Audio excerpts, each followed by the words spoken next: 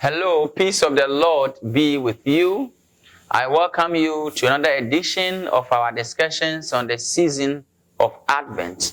In fact, I welcome you to my life because I want to share with you some biblical prophecies that explains, confirm, and affirm the coming of Christ, and for that matter, the season of Advent. But before then, what is prophecy at all? Is it necessary to examine them? And how relevant are they as we celebrate the season of Advent?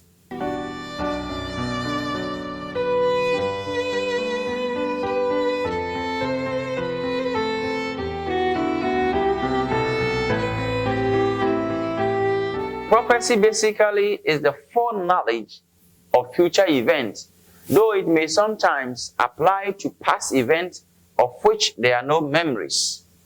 The coming of Christ did not happen by chance.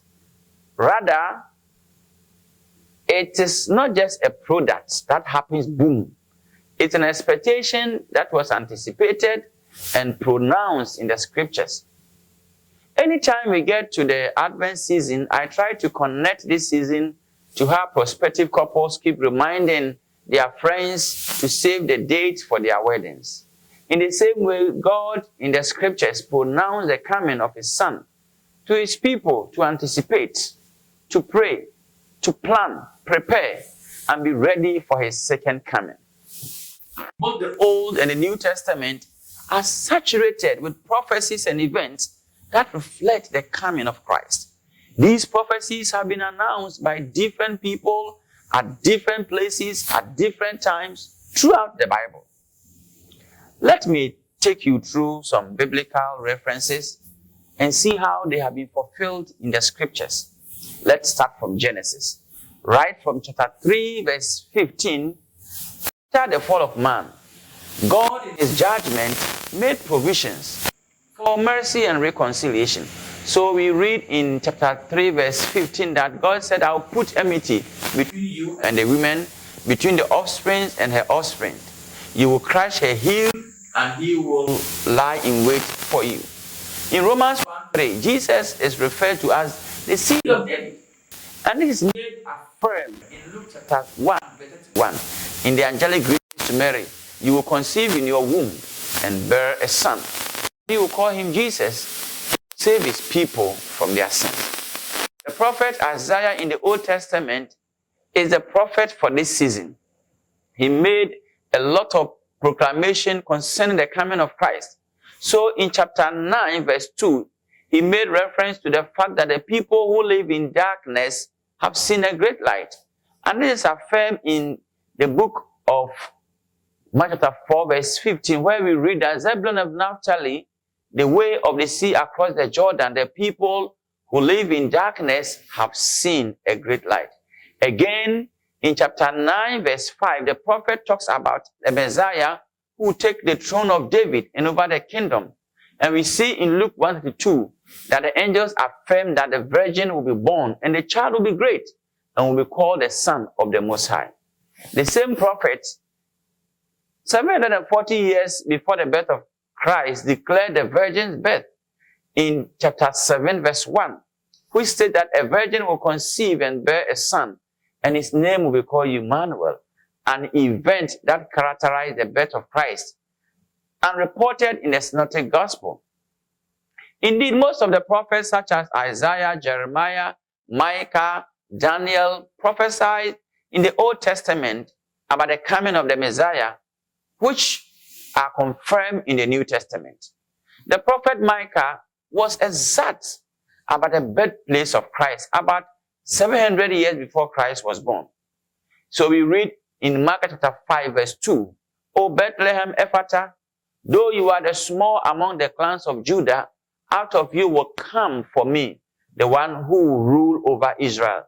This statement is affirmed in the Gospel of Mark chapter 2, verse 1, that Jesus was born in Bethlehem in Judea. We also read in Jeremiah, we also read in Daniel, references that affirm the fact that Jesus will be born. So the birth of Christ didn't happen just by chance. It was something proclaimed It was something anticipated. The prophecies about the coming of Christ are not just man-made. It was God who revealed, and we just received them. The coming of Christ is not a small event. It is something that happened not by chance. It is the motive of everything. The prophecies have been fulfilled. God has crossed over to us. Let us, in this season, the opportunity has been given to us to prepare ourselves because Christ is coming. Let us prepare and meet him.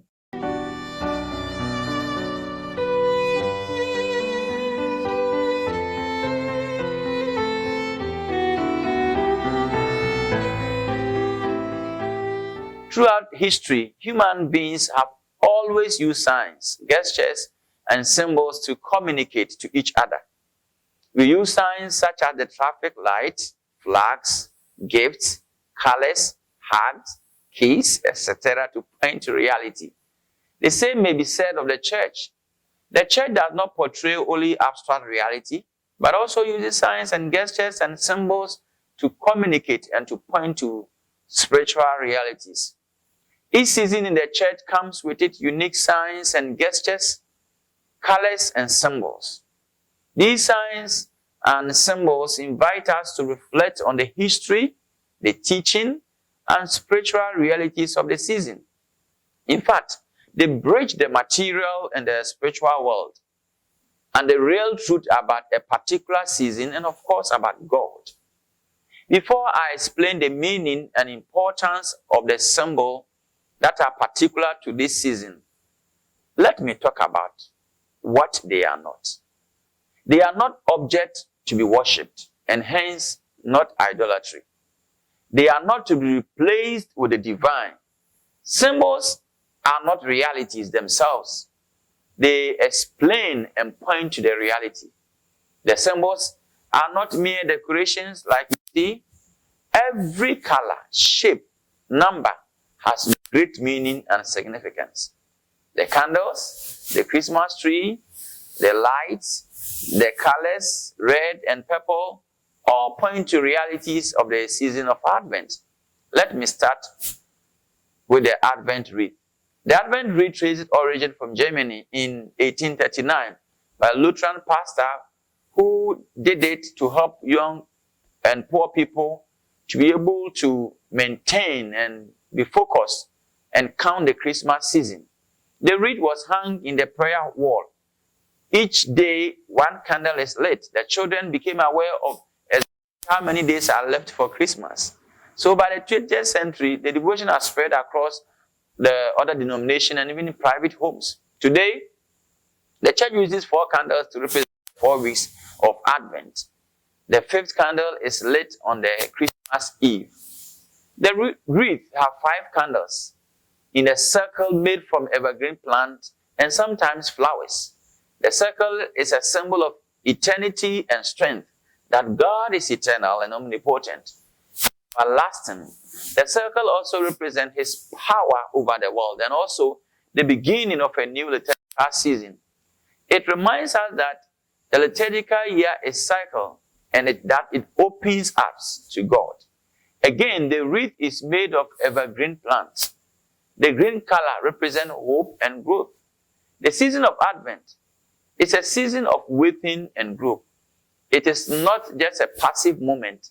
Rather, it's a season of preparation and growth. It's a season of what we call metanoia, a season of change. Within the wreath are 4 candles and sometimes 5. Let me explain them. The 4 candles represent the 4 weeks of Advent. 3 of the candles are purple. They are lit on the 1st, the 2nd, and the 4th Sundays of Advent. The first Sunday is about hope. That candle is also known as the prophecy candle. The second is about faith. It's also known as the Bethlehem candle. It's about peace, also known as the angel candle. In fact, the season of Advent is characterized by the purple color. So you go to churches and you see that the color purple runs through. Because Advent is about preparation, penance, expectation of the coming of Christ. The rose color is also used on the 3rd Sunday of Advent. The third candle represents joy and is known as the shepherd candle. Basically, the rose color is used 2 times in the liturgical year. The first is used on the third Sunday, which is called the Gaudete Sunday, and the fourth Sunday of Lent, which is called the Lautare Sunday. This color brings joy while we prepare. The rose color underscores the idea of comfort and warning. The white color represents Christ, the light that will dispel darkness. It is lit on the Christmas Eve. The Christmas tree is a very significant symbol in this season. It signifies the recovery of hope that humanity brought.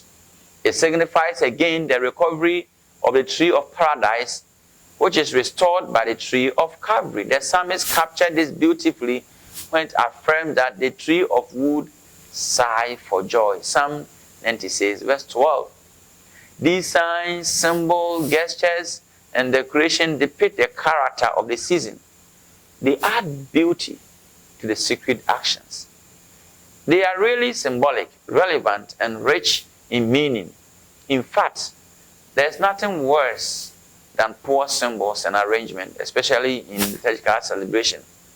So the signs and symbols should not distract liturgical action. It must be marked by moderation and decorum. In this season, let us use the sign as a map to travel to the path of conversion. I'm your friend, Father Alben. God bless you.